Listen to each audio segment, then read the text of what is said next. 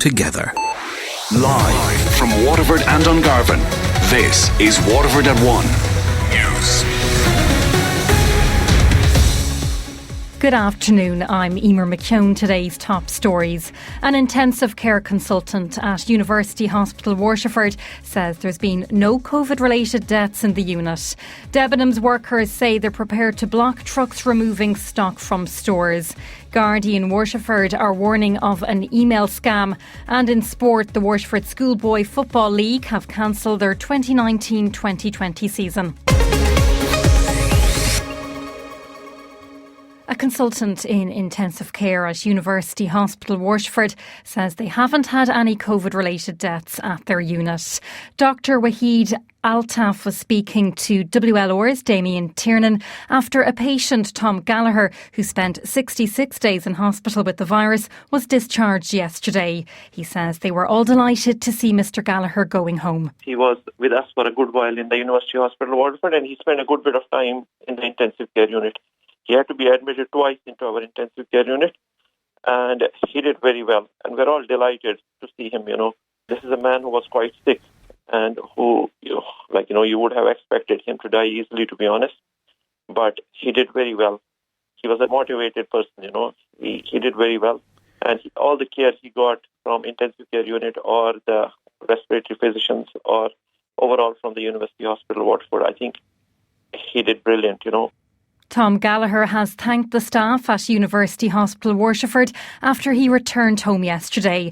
Tom was one of 4 members of his family who were treated for the virus. He told Damien Tiernan that he's glad to be home. After spending nearly 2 months in hospital, I said it was a nice joy now to come back and meet my family today and all my neighbours. I had a fabulous reception.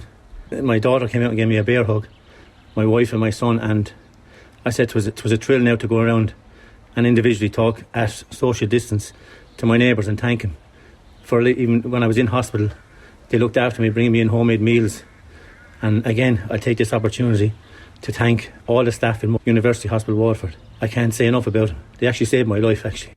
He says the 2 months in hospital were very difficult. I was on oxygen up to 4 days ago now, and I thought, to be honest, if you asked me this time 2 weeks ago now, I couldn't see myself breathing properly again. But luckily enough, with the physios and all the help I got in the hospital, I came off the oxygen last Friday, and I didn't think I'd be home for another week or two. But when they told me on yesterday that they're going homeward bound, the feeling was phenomenal. Like this morning now, it was like Christmas and all my birthdays put into one. My brother collected me, and when I came down and met my family in the driveway, it was just phenomenal.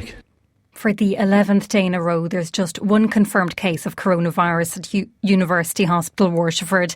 3 other patients were awaiting the results of testing last night. The HSC's daily update also shows no confirmed or suspected cases of COVID in intensive care. The CEO of the Health and Safety Authority says there is 8 inspectors for the South East region. The body has been tasked with ensuring businesses follow the return to work protocols to prevent the spread of coronavirus in the workplace. The HSA confirmed it has 67 field inspectors, but could not say by how many it would increase to. Dr Sharon McGuinness was responding to questions from Waterford Sinn Féin TD David Cullinan. There's about 8 in total in the group, and again that would include the senior inspectors. So there's a range of people in that area. So 8 inspectors for how many counties? I suppose the South East takes up from Athlone, Kilkenny, Waterford, Tipperary. That doesn't strike me as adequate. You're talking about two teams in Dublin, I think you said, then you have your regional one. So when you start to break it down to 67, to me, doesn't appear to be anywhere near enough. Deputy Cullinan also questioned Patricia King, the General Secretary of the Irish Congress of Trade Unions. Would you be in any way comforted by the fact that there is only 67 and we don't have a number as to what exactly it would be increased to? No, I take no comfort from the fact that there are only 67 assigned, because it's not going to do the job. And HSA have signed a call centre as well to take complaints. You won't complete the implementation programme just by having a call centre. So I just want to make that exceptionally clear. It is part of an infrastructure, but it's not by any means the entire. So the HSA inspectors, who are very professional people, we will need many more of them.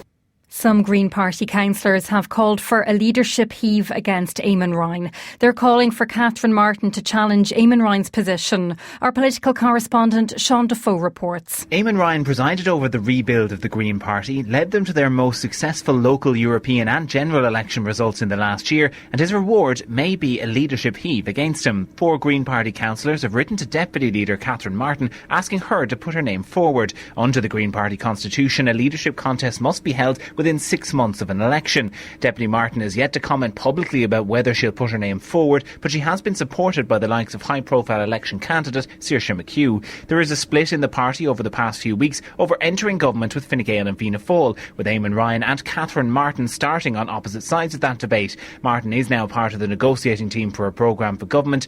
Nominations for party leader will open this week and could see an online leadership contest including hustings and postal votes coinciding with the programme for government negotiations and indeed a government being formed. Sean Defoe, Leinster House. Laid-off Debenhams workers say they'll block any trucks removing stock from Irish shops. 90 jobs were lost at its Waterford store. They're now relying on the state to pay their redundancy packages as bosses move to liquidate the assets of the retailer's Irish arm. Staff will protest at Leinster House later, calling on the government to delay the wind-up of the company. Jane Crowe, who's the shop steward at Debenhams in Henry Street in Dublin, says they're also keeping watch on stores. The UK arm is claiming that they own the stock and that they want it out of the stores. So as a result, we are keeping an eye on all of the loading bays in all the stores to make sure that no trucks are going in. We've rotas set up that if the truck goes in to take the stock out of Debenhams, we're just going to have to block them. Gardaí in Waterford are warning of a scam which involves fraudulent emails purporting to be from Revenue. Officers say the fraudsters are seeking people's bank details. Crime Prevention Sergeant for the Waterford Garda Division, Brendan Roach, says the emails say you're due a tax refund. Normally the sum ranges from 500 to 1,500 euros and they're invited to click on a link to claim the funds. And obviously, once they click on the link, they're asked to hand over their bank details. Now, we would advise people for a start that the Revenue Commissioners are not going to be contacting you to say that they're giving your money back. These emails, they take various forms, either bank drafts or people saying that money has been lodged to your account. Just make sure that you're not caught in that situation during this COVID-19 period when services are on a lockdown.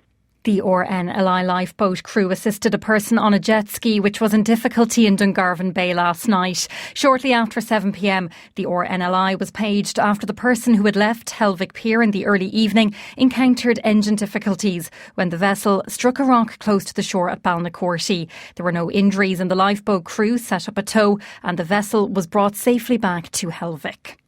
A burst mains is leading to water supply disruption in the Brownstown Head area of Waterford.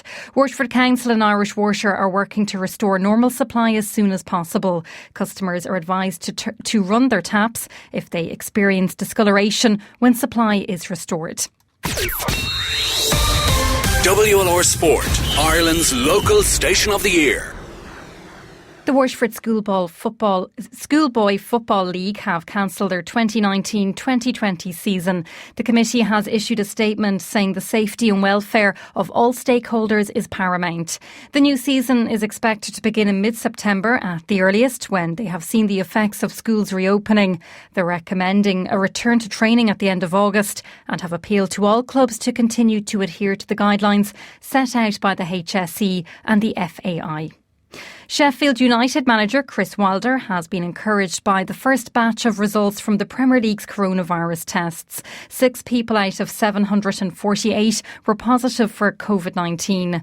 3 of those were at Watford and another at Burnley. Wilder told Sky Sports he's now more optimistic of returning to playing games sometime next month. There's a lot of people tested yesterday, so I think that the signs are encouraging. I know what the Premier League has gone through to put the amount of detail into the protocol of testing twice a week. So I know it's going to be very thorough. UEFA President Alexander Ceferin has predicted matches with fans will come back very soon despite the challenges posed by the pandemic. The Bundesliga returned behind closed doors last weekend and the Premier League are hoping to get back underway without supporters in mid-June. Finally, to boxing, the IBF's mandatory challenger Kubrat Pulev said he would not accept a proposal to step aside and give world heavyweight champion Anthony Joshua a chance to fight first with fellow Briton Tyson Fury. WLR asking you to stay at home. Our next bulletin is at 2.